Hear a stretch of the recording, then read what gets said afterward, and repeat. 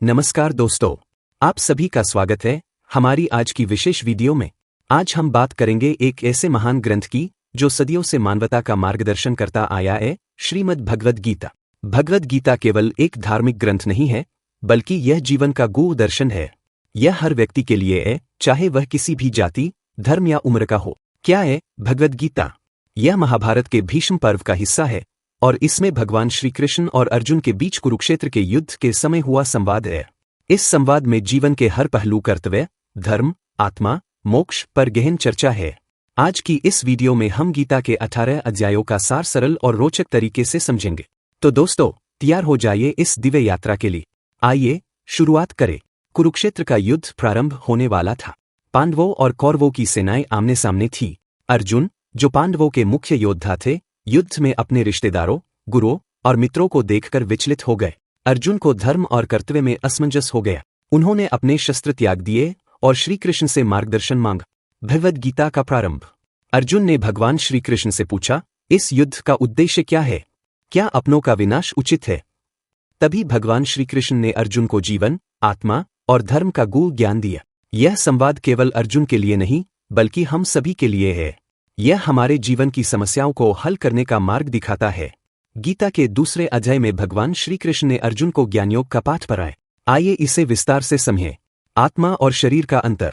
श्री कृष्ण ने समझाया कि आत्मा अमर है, जबकि शरीर नश्वर। जैसे हम पुराने वस्त्रों को त्यागकर नए वस्त्र धारण करते हैं, वैसे ही आत्मा पुराने शरीर को त्यागकर नया शरीर धारण करती है। कर्तव्य का में हमें अपने कर्तव्यों का पालन करना चाहिए, चाहे परिस्थिति कैसी भी हो। कर्तव्य ही सच्चा धर्म है। कर्मयोग, निष्काम भाव से कर्म करें। श्री कृष्ण ने कहा, कर्म करो, लेकिन फल की चिंता मत करो। फल पर तुम्हारा अधिकार नहीं है। कर्म को समर्पण और भक्ति के साथ करना ही सही मार्ग है। ध्यान योग। भगवान ने ध्यान योग का मैं बताए। मन को शांत और एकाग्र करके हम भगवान से जुड़ सकते हैं। ध्यान योग से हमें आत्मिक शांति मिलती है। गीता के मध्य अध्यायों में भगवान श्री कृष्ण ने भक्ति योग की महिमा बताई। भक्ति का अर्थ। भक्ति का अर्थ है प्रेम, श्रद्धा और समर्पण। जो भी व्यक्ति निष्कपट भाव से भगवान की शरण में जाता है, वह भगवान को प्रिय होता है। विराट स्वरूप। भगवान ने अर्जुन को अपने विराट स्वरूप का दर्शन करवाए। अर्जुन ने देखा कि भगवान संपूर्ण ब्रह्मांड के कर्ता धर्ता है। इस दृश्य ने अर्जुन को यह समझाया कि भगवान हर जगह विद्यमान है। भक्ति का सरल मार्ग। श्री कृष्ण ने कहा, जो भी फल, फूल, जल या प्रेम से मुझे अर्पित करता है, मैं उसे सहर्ष स्वीकार करता हूँ। भक्ति योग सबसे सरल और प्रभावी मार्ग है। इसमें केवल प्रेम और समर्पण की आवश्यकता है। क्षेत्र और क्षेत्रज्ञ। भगवान ने बताया कि शरीर, क्षेत्र और आत्मा, क्षेत्रज्ञ अलग है। आत्मा अमर और शाश्वत है। गुण की चर्चा। श्री कृष्ण ने 3 गुणों के बारे में बताया। सतोगुण, यह शांति और प्रकाश का गुण है। यह आत्मा को ईश्वर के निकट ले जाता है। रजोगुण, यह क्रियाशीलता और भौतिकता का गुण है।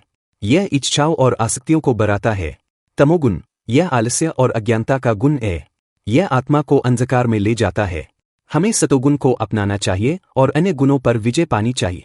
मोक्ष का मार्ग। मोक्ष का अर्थ है जन्म मृत्यु के चक्र से मुक्त होना। यह भगवान की कृपा और सही कर्मों से प्राप्त होता है। दोस्तों, गीता हमें जीवन जीने की कला सिखाती है। यह हमें बताती है, कर्तव्य सबसे बड़ा धर्म है। भक्ति, ज्ञान और कर्म का संतुलन जरूरी है। निष्काम कर्म और समर्पण का मार्ग अपनाना चाहिए। गीता का संदेश केवल धर्म की बात नहीं करता, यह हर व्यक्ति के लिए है। चाहे आप किसी भी पंथ, जाति या समाज से हो, गीता का ज्ञान आपको जीवन में सही मार्ग दिखाएगा। एक विशेष संदेश। गीता के ज्ञान को अपने जीवन में अपनाएं। इसे दूसरों तक भी पहुंचाएं। यह दिव्य ज्ञान न केवल आपको, बल्कि पूरे समाज को लाभ पहुंचाएगा। अगर आपको यह वीडियो पसंद आई हो, तो इसे लाइक करें और अपने दोस्तों और परिवार के साथ शेयर करें। अपने विचार और सवाल हमें कमेंट में लिखें। हमारी अगली वीडियो में हम गीता के किसी और पहलू पर चर्चा करेंगे। धन्यवाद। जय श्री कृष्ण।